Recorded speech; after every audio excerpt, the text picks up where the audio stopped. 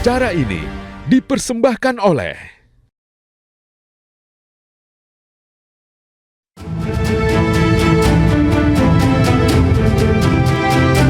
Libur Hari Raya Idul Fitri, lalu lintas di sejumlah titik mengalami kemacetan. Salah satunya di eksit tol Parung Kuda, Kabupaten Sukabumi, Jawa Barat. Antrian kendaraan yang mengarah dari Jakarta memadati jalur arteri Parung Kuda. Bahkan antrian kendaraan mengular hingga gerbang tol Parung Kuda. Mereka akan berlibur ke sejumlah lokasi wisata di Sukabumi, di antaranya Pantai Palabuhan Ratu dan wisata alam Situ Gunung.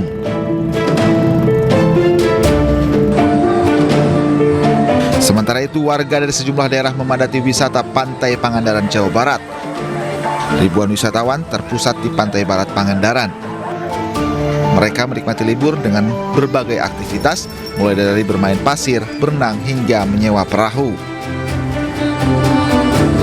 Polisi menetapkan puluhan personel untuk hindari kemacetan seperti di pertigaan Panci Mas Kali Pucang, Bundaran Emplak, hingga akses masuk Pantai Pangandaran. Tim Liputan iNews melaporkan.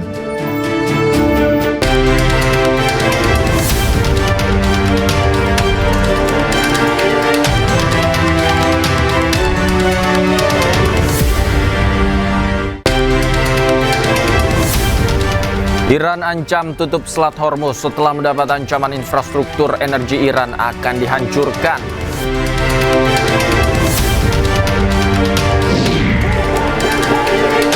Warga Tel Aviv demo menuntut Benjamin Netanyahu diadili atas kejahatan perang.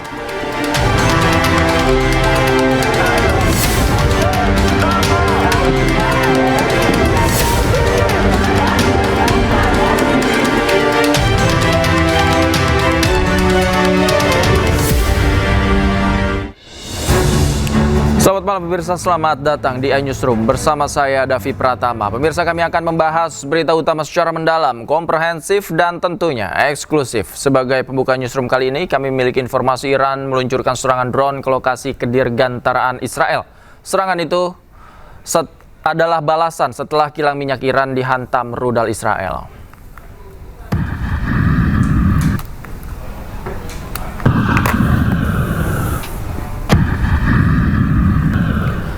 Militer Iran mengumumkan telah meluncurkan serangan menggunakan pesawat tak berawak. Kali ini mereka menyasar lokasi industri kedirgantaraan Israel dan unit pengintaian Amerika Serikat. Iran menyebut serangan drone ofensif ini diluncurkan dengan target Israel Aerospace Industries di dekat Pangkalan Udara Ben Gurion. Tak hanya itu, drone ini juga menyasar pesawat pengintai Amerika di Pangkalan Udara Pangeran Sultan.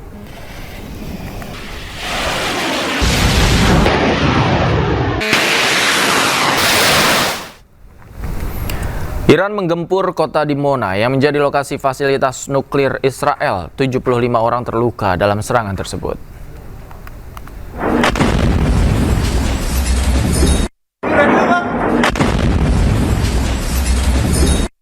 Rudal Iran dilaporkan menghantam sejumlah bangunan di Dimona, Israel Selatan. Selain rumah warga, serangan ini menghantam sejumlah fasilitas nuklir Israel. Sebuah bangunan tempat tinggal di Dimona, Israel Selatan, sedikitnya 70 orang terluka dalam serangan ini. Sejumlah bangunan mengalami kerusakan parah, begitu pula dengan kendaraan yang terparkir di sekitar lokasi terdampak. Tim darurat segera merespon untuk membantu warga dan mengamankan area tersebut. Televisi pemerintah Iran melaporkan bahwa pasukan rudal Iran menargetkan Dimona sebagai tanggapan atas serangan musuh terhadap fasilitas nuklir Natanz. ממש ראיתי את הפיצוץ, עדיין כואב לי האוזניים, קצת עדיין ברעידות, אבל זה היה ממש מפחיד, לא מחזה יפה בכלל. באמת, ילד בן 12 מסכן, נכנסתי לתוך הבית, חלץ את אבא שלו, עדיין היה בפנים. משהו עצוב מאוד, באמת, לילה מאוד קשה.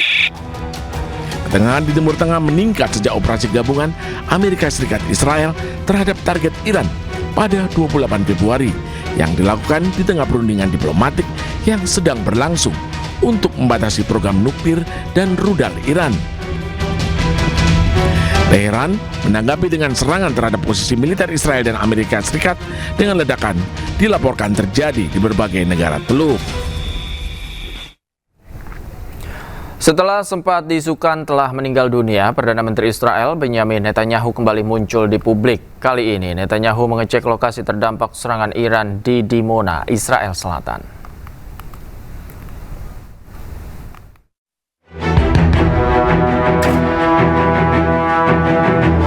Perdana Menteri Israel Benjamin Netanyahu mengecek langsung lokasi yang terdampak serangan Iran di Dimona.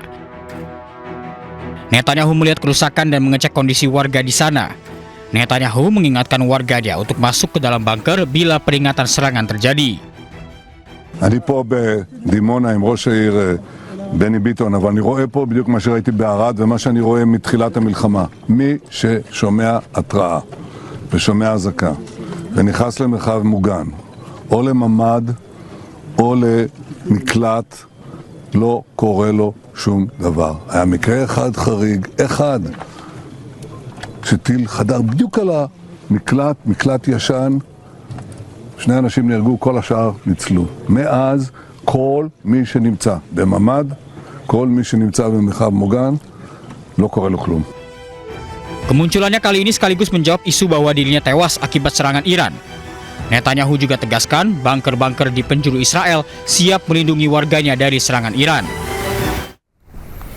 Amerika Serikat mengancam akan menyerang infrastruktur energi Iran jika tidak membuka kembali Selat Hormuz yang diblokade. Iran balas ancaman tersebut dengan menyebut akan menutup total Selat Hormuz dan menyerang infrastruktur desalinasi air di kawasan Teluk.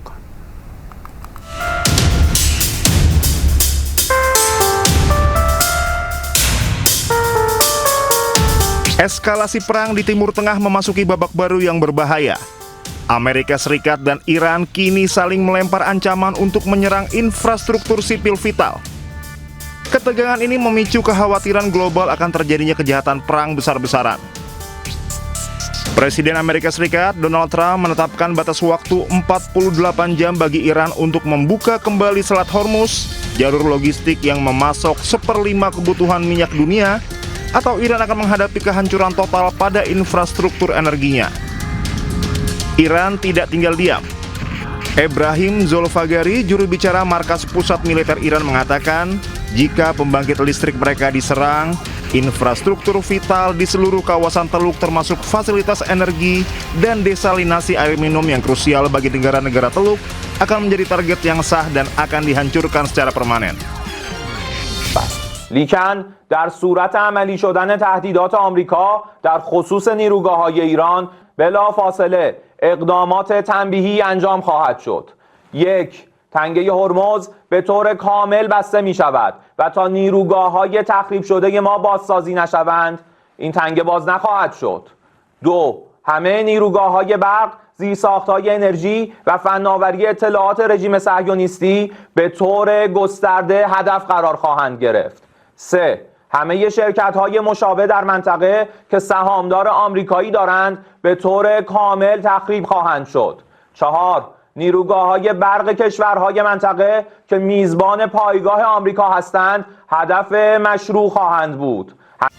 Iran juga menyatakan Selat Hormuz yang krusial bagi ekspor minyak dan komoditas lainnya akan ditutup sepenuhnya jika Amerika Serikat benar-benar menjalankan ancaman Presiden Donald Trump untuk menyerang pembangkit listrik mereka. Sementara itu, sejumlah kendaraan warga Palestina terbakar di desa Jalut, Nablus usai serangan pemukim ilegal Israel menyerang kawasan tersebut. Menurut Bulan Sabit Palestina, 3 orang terluka setelah pemukim Zionis Israel menyerang desa Jalut di Provinsi Nablus. Serangan penjajah Israel juga menyebabkan kantor pemerintahan desa Jalut dan 4 kendaraan warga terbakar. Selain di Provinsi Nablus, Israel juga membombardir Provinsi Jenin. Pemukim Israel diketahui melakukan 4.723 serangan terhadap warga Palestina dan harta benda mereka di tepi barat pada tahun 2025. Sebanyak 1.070 warga Palestina syahid akibat serangan pasukan Israel.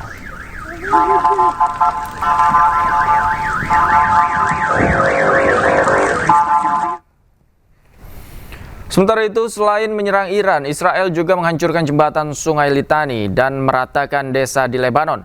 Pola penghancuran yang dilakukan di Lebanon serupa dengan yang dilakukan Israel di Gaza.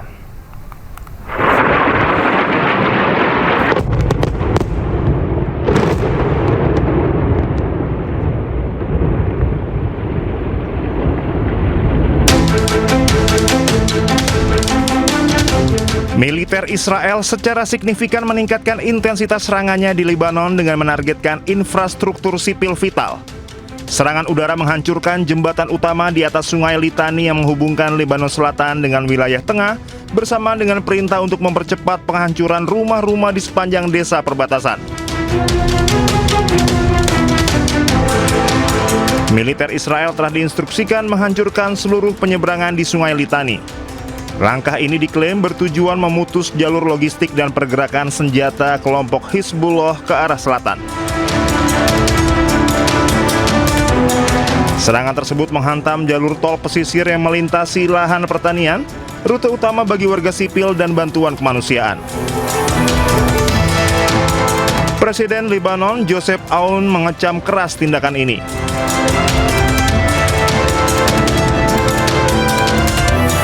Selain infrastruktur jalan, Israel juga mempercepat penghancuran rumah-rumah di desa.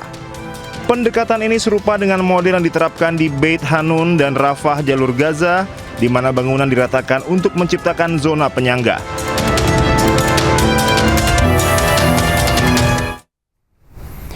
Serangan rudal balasan kembali menghantam wilayah utara Israel. Pecahan rudal yang diduga diluncurkan kelompok Hizbullah menghantam kawasan permukiman di Maalot dan melukai 9 orang.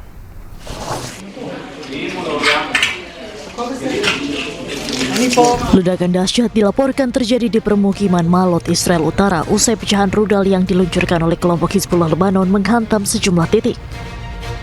Warga menggambarkan getaran hebat yang mengguncang gedung hunian saat serangan berlangsung. Nampak kerusakan signifikan mulai dari jendela pecah, lubang di dinding, hingga puing-puing dan perabot rumah tangga berserakan di dalam rumah warga. Petugas darurat menyebut sedikitnya 4 titik jatuh teridentifikasi di dalam kota, dengan 3 diantaranya merupakan hantaman langsung ke bangunan tempat tinggal. Otoritas tempat pun membuka pusat bantuan bagi warga yang rumahnya terdampak.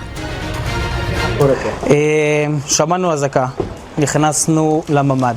אחרי 3 שניות שהיינו בממ"ד שמענו בום, ממש כל הבניין רעד.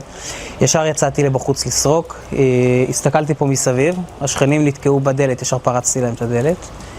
ואז הסתכלנו פה למעלה, בבניין ממול, ראינו שם ממש עשן וזה, באו טיפלו בהם. מהעוצמה, עפו רסיסים פה לכל האזור, פגעו פה ברכבים, אפילו ברכב שלי גם נכנס רסיס, והעיקר שכולם חיים ובריאים. Diketahui kelompok Hizbullah Lebanon memulai operasi Devoured Straw sejak 12 Maret lalu sebagai balasan atas agresi Israel terhadap Lebanon.